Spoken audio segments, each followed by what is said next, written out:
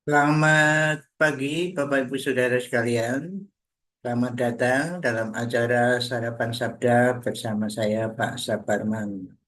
Sarapan kita pada pagi hari ini diambil dari Matius pasal yang pertama, mulai ayat 18. Mari kita lihat firman Tuhan.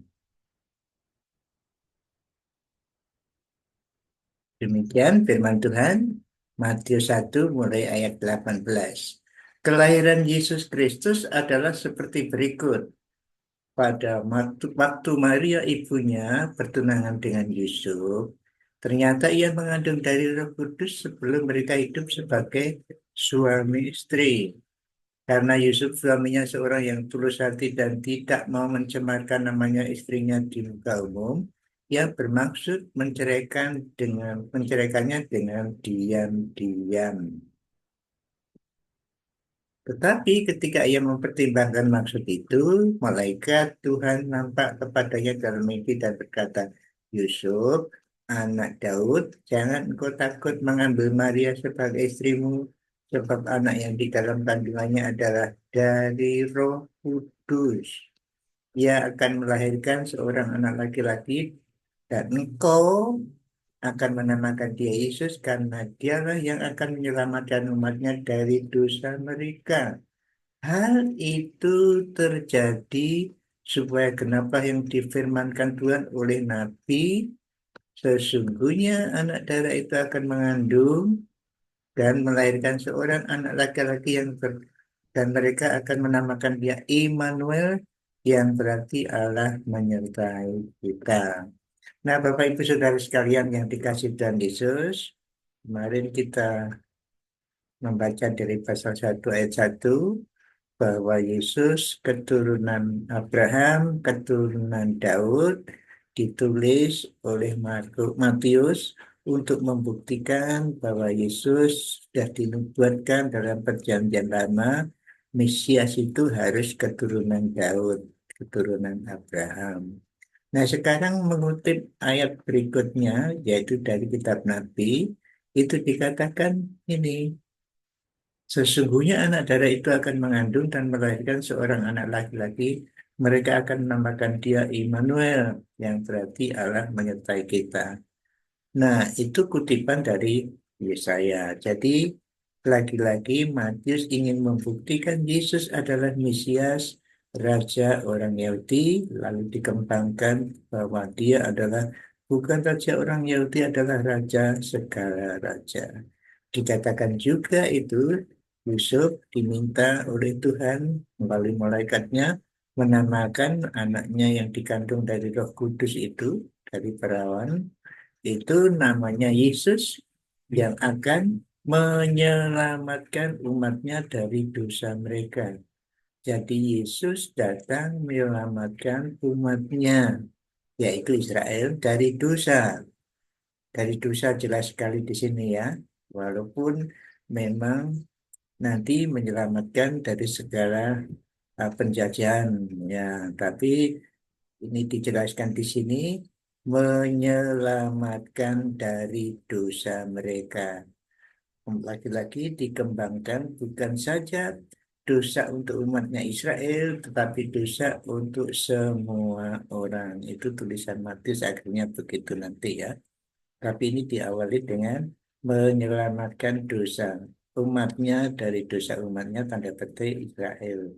Tetapi lagi-lagi pada akhir bukunya, Injil penyelamatan itu ditujukan kepada semua orang. Itu tulisan Matius yang ingin membuktikan Yesus juru selamat bagi dosa-dosa semua orang. Dimulai hidup di Israel, menyelamatkan dari dosa-dosa Israel waktu itu yang mereka mendengar.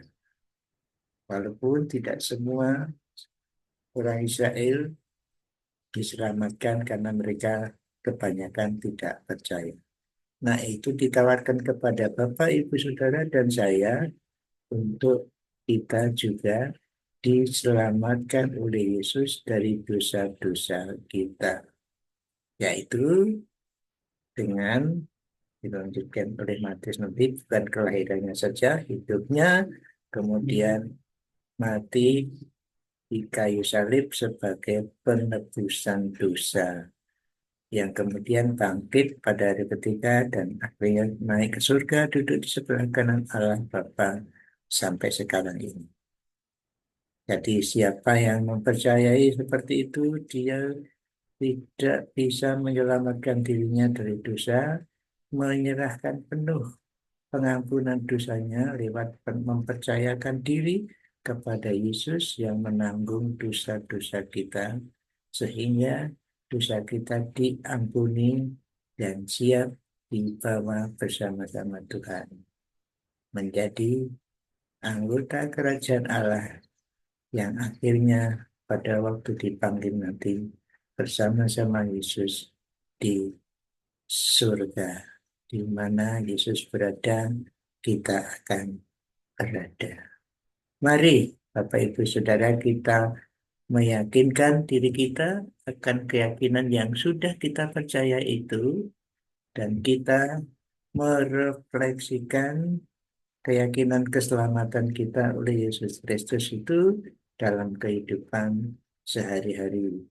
Tentu orang yang sudah diampuni dosanya mau mengampuni dosa atau kesalahan yang orang lain kepada kita. Kita berbuat baik, mengucap syukur karena pengampunan dosa itu dalam tingkah laku kehidupan kita, baik tindakan maupun ucapan. Mari hari ini kita merefleksikan seorang yang sudah diampuni dosanya. Mari kita berdoa. Tuhan, terima kasih Engkau datang melalui perempuan perawan sesuai dengan nubuat Nabi untuk menyelamatkan umat. Umat itu adalah kami juga. Terima kasih Tuhan, kami mempercayakan diri kami, mengakui kami tidak bisa menyelamatkan diri kami sendiri, dan hanya bergantung kepada kematian dan kebangkitan untuk menebus dosa kami, untuk mengampuni dosa kami. Terima kasih Tuhan. Biarlah hari ini kami hidup sebagai orang yang sudah diampuni dosanya dan mau mengampuni siapa yang bersalah kepada kami, dan merefleksikan pengampunan, pengucapan syukur karena diampuni dosa lewat hidup kami, baik ucapan maupun tindakan kami. Terima kasih ya Tuhan Yesus. Amin. Selamat berkarya, selamat beraktivitas hari ini. Mari kita terus siap-siap menyiapkan diri dalam perayaan datangnya Juru Selamat kita di bumi ini. Amin.